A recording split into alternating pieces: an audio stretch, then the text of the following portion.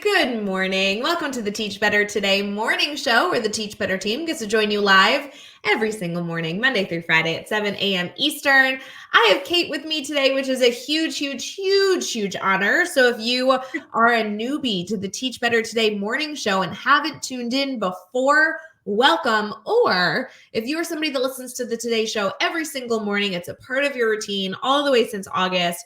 I'm really glad you're here because Kate's going to become one of those educators that you add to your PLN. She's got a great story. She works with Brad Hughes. It's literally going to be baller. So we'll be right back. Get your coffee ready and let's dive in.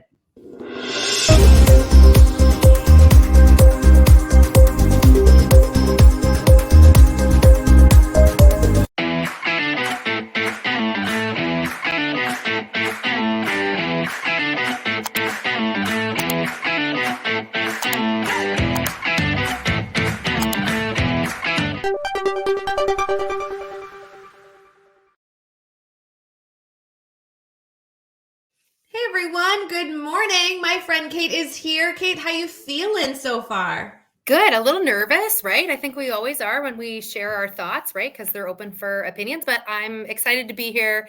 I work with Brad and I just feel like it's going to be a good time. I am very glad that even though you're nervous, you chose to be here. I'm very excited for our community to get to know you. And I feel like being nervous on a live makes sense, right? I mean, Yes. You're talking to a wide audience. You know, you and I have just recently met, so you got to make sure that, I treat you well. I get it. It makes sense. Yep. I feel like after you do it 300 times, you might feel better. So like 301 feels great. I don't know. 299 to go. Got it. You'll be perfect. Yeah, it's funny. People always talk about this stream, specifically streams on Facebook, YouTube, Twitter, Twitch, and LinkedIn. And then it also becomes an episode of Teach Better Talk podcast. The podcast launched in 2018, and we go live like on a constant basis. So like the first year or so, I was nervous. Then from there, it's like riding a bike. You just jump in, and at this point, if you make a mistake, everyone gets a good giggle and you move on. You know what I mean? Got it.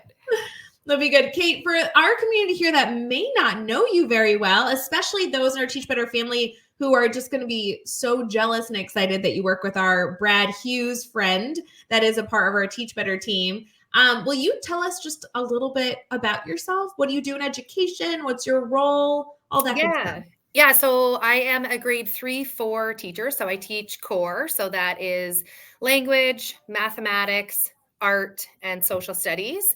I am fortunate enough to work 80% of the day. So I have the last 20% of the day off. So I am only 0.8, which allows for a great balance in terms of work, home life. I have 2 young kids at home. So navigating that and being totally invested in school, it's nice to have that flexibility. That's killer. I just want you to know I have already a million questions. Because, okay, so where are you located? Our community will have that question too. Give us that, and then I have way more for you. Yeah, so I'm located in New Hamburg, Ontario. It is a very small, tight-knit community, and it is one of 2 public schools in the community. And our school is about, I'd say, 200 to 250 students. Amazing. And there are so many educators listening that are located around the US and Canada that don't have any experience in what it's like to have like a 0.8 contract. We hear about it. Those are like mystical, at least where I live. Those never exist. And if they do exist, it's not like a legitimate role. It's like a 0.3 position. You're like, well, 0.3, that's not a full, but 0.8, I mean, that's like a full experience. And yet you have that 0.2 that you get to allocate back to your family. Do you mind sharing more detail and what that's like for you and how you found a role that fit your lifestyle so well? Yeah, so it just kind of happened from fate, if I'll be honest. I was working very far away from home, and with dropping one at daycare, one at school, it wasn't working. So in our board, we have a voluntary transfer process where you click a button and you relinquish your current job. You interview for the ones that you like. If you don't get those, you get placed wherever the chips may fall. So it's a very risky process, but typically there are the more well sought out after jobs, the 1.0s, the retirements, things like that. So I took a risk, clicked the button, and lo and behold, one in my neighborhood with 80% came up, and I applied, interviewed, and was fortunate enough to get this opportunity. That's huge. Okay, we have to talk about fear then. That has Yes. to be something that many, many educators are constantly struggling with, especially it's February. This is the time when if educators are considering maybe making a risky move, they probably haven't pulled the trigger yet, but it's like on the horizon, right? Like Yeah. maybe March 1st, they'll start making moves. Maybe they'll wait till Yep. May, but whether they're changing positions or just applying for an additional leadership role, Yep. whatever it is, it's scary to like take a risk. I mean, that's a big deal. Can you speak to that a little bit? It's definitely scary. My husband can totally attest to that, right? The jitters, the not sleeping. I had all these planning boards out. Okay, if I get this job, this is the time we got to leave the house. This is the time I got to get to extended day, all this stuff, right? And I think the fear is, what if it doesn't work out? But then on the other side of that, there's, well, what if it does work out? And in this case, it did. And that had to outweigh the fear, because for us, it was, I had a principal tell me once, Kate, you have your whole life to work. You have to do right now what works best for you and your family. And this is truly what worked best for me and my family. And we just took the risk. I prepared really well for my interviews. I did mock interviews with my references to kind of make sure I felt more confident in that role. So you kind of stack the cards in your favor as much as you can. And then you hope for the best, knowing that if it didn't work out, there would be some kind of solution down the road that we could figure out. I love that mindset. I know so many educators more often than not carry a positive mindset, but when it comes to job security, I just feel like that's one that many of us struggle with, is this approach that, well, okay, I'm not very happy where I am. I don't necessarily want to change positions. I just want to change the people I'm working with day to day. I want to be closer to home, whatever it may be. Yep. And the trigger, the tough part is right now it's a known element that I don't like versus this unknown that could be a position. What if the position stinks even more than the one I currently have? Or what if the position's really good? And how do I even figure that out? And that just feel like I have so much empathy. I've been there 1,000 times for educators that are dealing with this. I've been there. It's really hard. It is hard. And I would say my first year at this school was rough, right? You don't have that community of parents who know you, or community of guardians who know your name as a teacher, right? So there's always that speculation of there's the new teacher in town, especially in a small, close-knit vibe, right? Right. And we have a lot of staff who have been here for a while, right? So now you're the new staff, and sometimes you challenge things. Sometimes I like to think I'm a bit of a salmon swimming upstream, right? So not everybody agrees with everything you're going to say. So there is a little bit of dust that has to settle in a new place. And that will happen and that will come. It just takes time and swimming upstream sometimes. Yeah, right. And now you're in a great position. It sounds like a perfect fit for you. Yep. I love that. If any of you are listening and maybe trying to dabble with what your next step could, should, might be, please continue to utilize Kate. I'm sure you can reach out to Kate, or feel free to reach out to anybody on the Teach Better team. Nobody's going to have the perfect answer, but all of us would love to lend our support, our knowledge if we have it, and then any way that we can support you throughout that process. Kate, I love that you brought up doing like mock interviews. Yes. I felt like those are so awkward, but they're so important. Like I do them not as frequently as I want with people, but like I really love coaching educators through that process. Yes. And I'm sure your references, your mentors loved giving you feedback so that you could be more successful. Totally. Yep. So cool. Friends, stick with us. We're going to continue to talk to Kate, get through some of her biggest passions, some ideas that she'll be sharing with you, and we'll be right back for our team talk.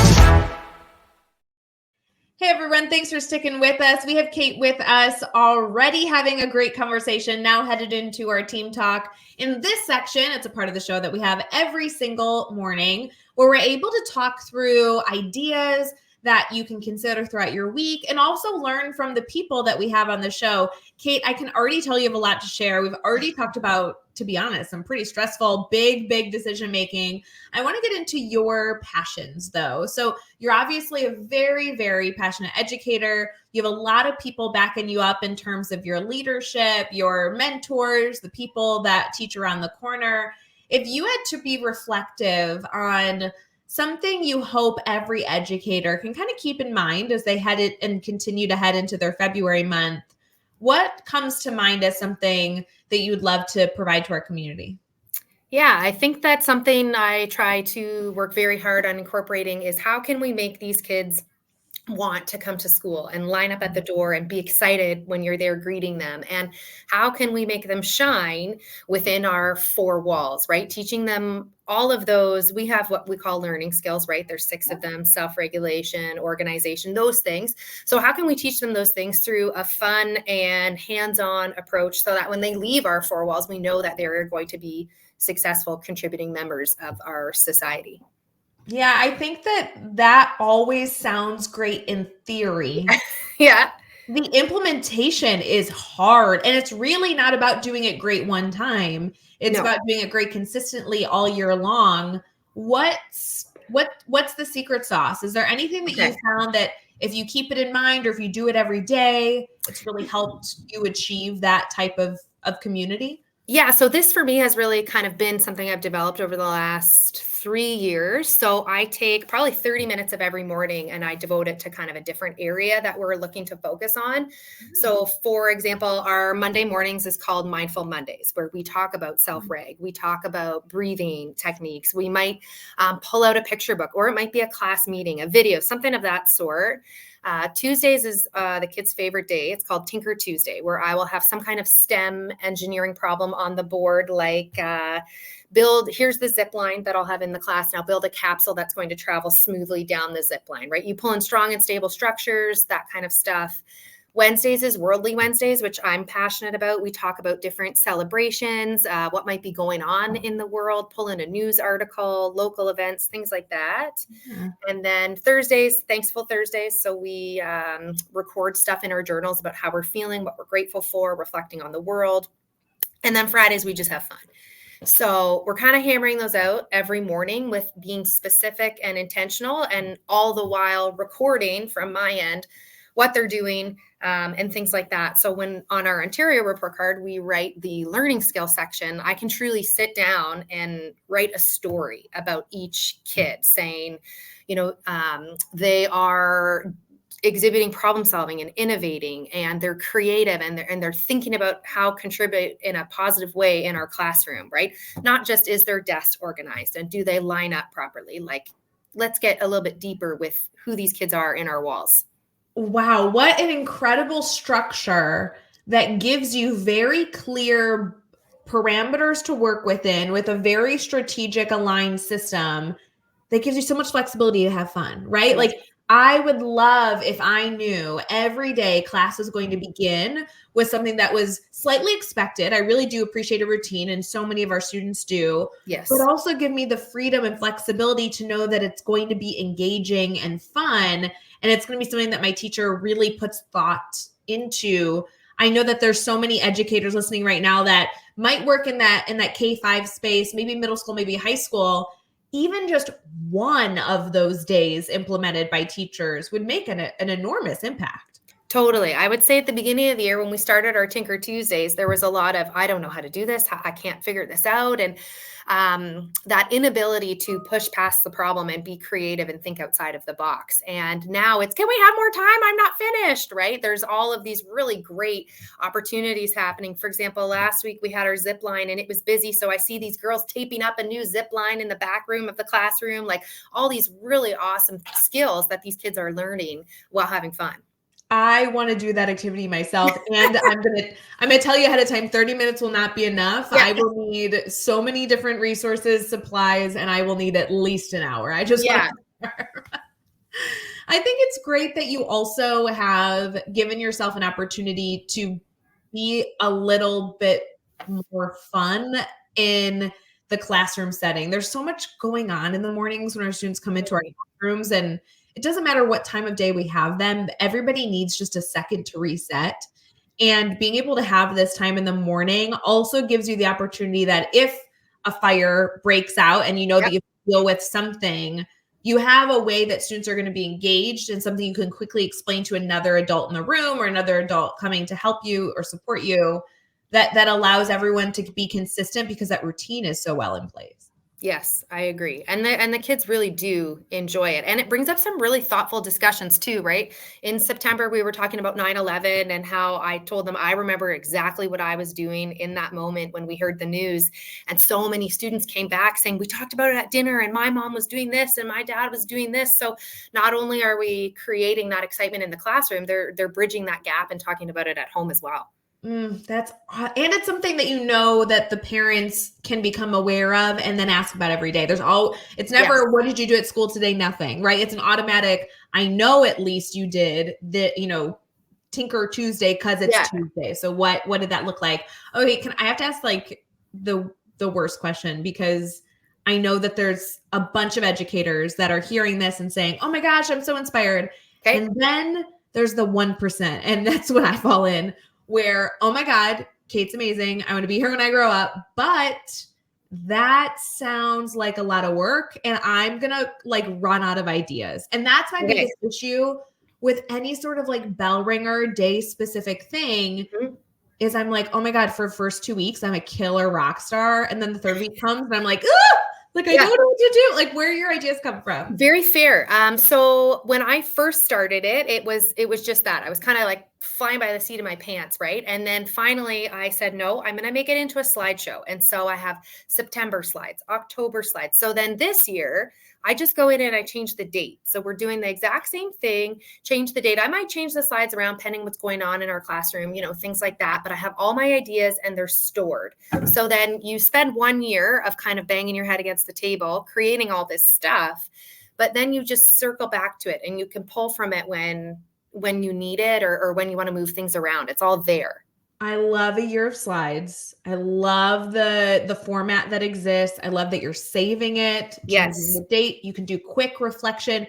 Realistically, once a week or once a month, you could like audit what next week or next month will look like. Make sure it fits your kids. Great suggestion with that, Kate. And then the one thing I really also want to emphasize is we've been talking about AI a lot on the show. This might also be an opportunity to turn to some sort of AI program and say, hey, I am a teacher in a second or third grade classroom. We do Tinker Tuesday. Here are like the expectations of why this time exists. It's about 30 minutes. Can you create a few ideas for me? And who knows, maybe they'll be terrible, but like maybe they won't suck and they'll be one. And like that's a step in the right direction. I love that you've given yourself permission to save the strong work product that you've already put in to this, but also are open to new ideas. And I think sometimes the ideas can be simple, right? I think sometimes we try to overcomplicate things. Like if you type into Pinterest gratitude journal ideas for kids, a whole bunch of ideas come up. And it could be something simple as what makes you smile or whatever it might be. And Tinker Tuesday doesn't have to be complex. It could be, here's a paper plate. What are you going to do with it?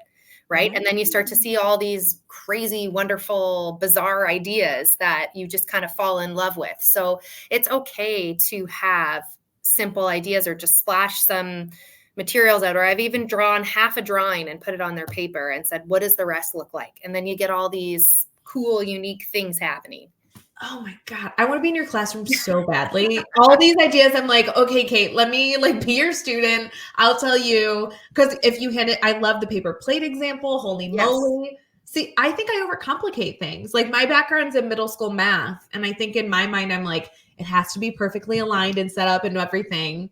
You've given yourself so much structure that you can provide simplicity in the activities because there is already so much management that's been put forth. And I just couldn't be a bigger fan of that. That's killer. Good for you. Thank you. And I think too, when people are thinking like, it's a lot, because it is, team up with a friend, right? You do 1 week of ideas, I'll do the next week. And then you share that slideshow, right? And then now your time and your workload has been cut in half because you're sharing that ability to design it all with a colleague.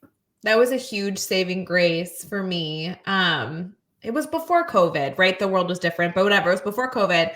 There was a middle school math teacher that I didn't work with specifically. She was in another building, but we taught the same subjects. And so she would take one part of the grid that we were working on. I would take the other part of the grid. We build grids together. It was half the work. We were both strong educators. We had different skill sets, and it came together really easy because of that collaboration. It's a great reminder for February, especially at this point in the year, to be able to say, am I collaborating? I also think too, I think back to the other day, we had a rough go in our classroom, and I think it's important to stop during those moments and then really use it as a teachable moment. So for example, I was problem solving an issue in the library, and my room is attached to the library. So I can open the door and hear the class, and they were reading silently. And I could see 6 or 7 students at their desk reading fantastically. And then a bunch on the carpet who, are chit-chatting with their friends, as fine. And then there were a few on the carpet who were reading and being silent. And then we came in and I thanked those sitting at their desk.